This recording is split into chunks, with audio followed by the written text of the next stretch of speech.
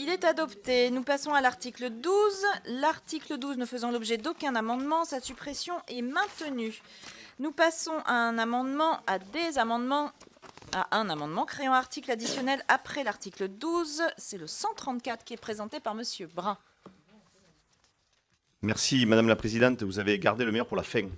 Je parle de l'amendement bien sûr. Depuis 2 jours, on parle beaucoup de tuyauterie. Parce que la question de l'organisation de cette agence nationale de la cohésion des territoires est importante, mais son rôle, les combats qu'elle va mener le sont bien plus encore. Et en fait, cet amendement aborde la question essentielle de l'équité ou de l'inéquité entre les territoires. Parce que la cohésion territoriale est mise à mal, parce qu'il y a 2 poids et 2 mesures, et que ce n'est pas étonnant au final que ceux qui ont enfilé un gilet l'aient fait d'abord dans nos campagnes et nos petites villes. Et mon amendement propose d'expérimenter des zones franches rurales pour des bassins d'emploi ruraux en grande souffrance économique, avec des taux de chômage et d'insertion supérieurs à la moyenne nationale. Ces zones franches rurales fonctionnent sur le même mode que les zones franches urbaines, avec des exonérations de charges sur la création d'emplois pour attirer de nouveaux investisseurs au cœur de nos territoires. Car la théorie du ruissellement des richesses des métropoles a fait long feu, elle ne fonctionne pas, on le voit bien. Et en fait, pour défendre mon amendement, Madame la Ministre, Madame la Rapporteure, je voudrais vous poser une question. Est-ce que vous trouvez normal, au titre de l'équité et de la cohésion entre les territoires, que 7 quartiers prioritaires de la ville bénéficient d'une expérimentation sur les emplois francs et qu'aucun n'en bénéficie en zone rurale?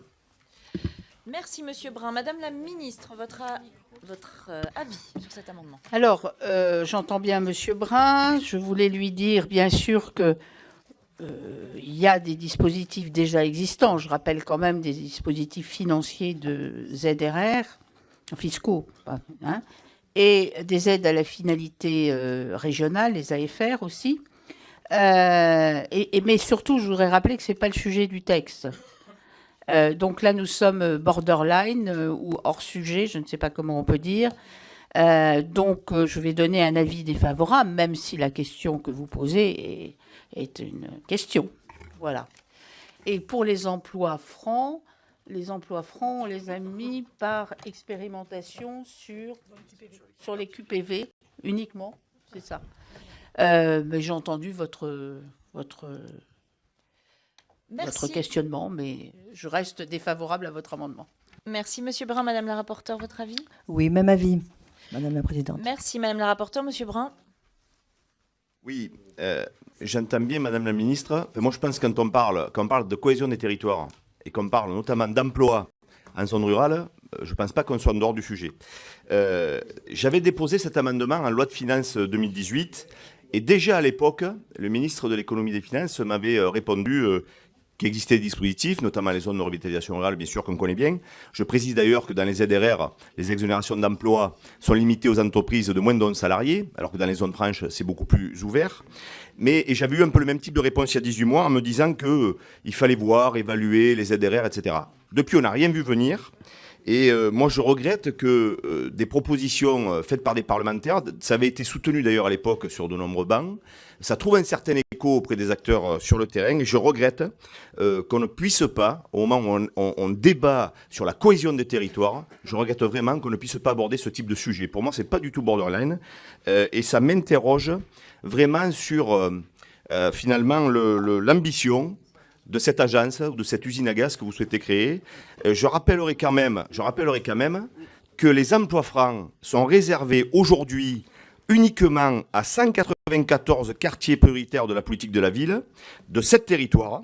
Et ces 7 territoires sont le département de la Seine-Saint-Denis, la métropole européenne de Lille, la métropole d'Aix-Marseille-Provence, les agglomérations de Roissy-Pays de France et de Cergy-Pontoise, le territoire de Grand Paris Sud englobant Évry et Grigny, et la communauté urbaine Loire Métropole. Voilà. Donc je pense que c'est très clair. En fait, les emplois francs, c'est un choix de votre gouvernement. Vous réservez cette expérimentation aux zones urbaines.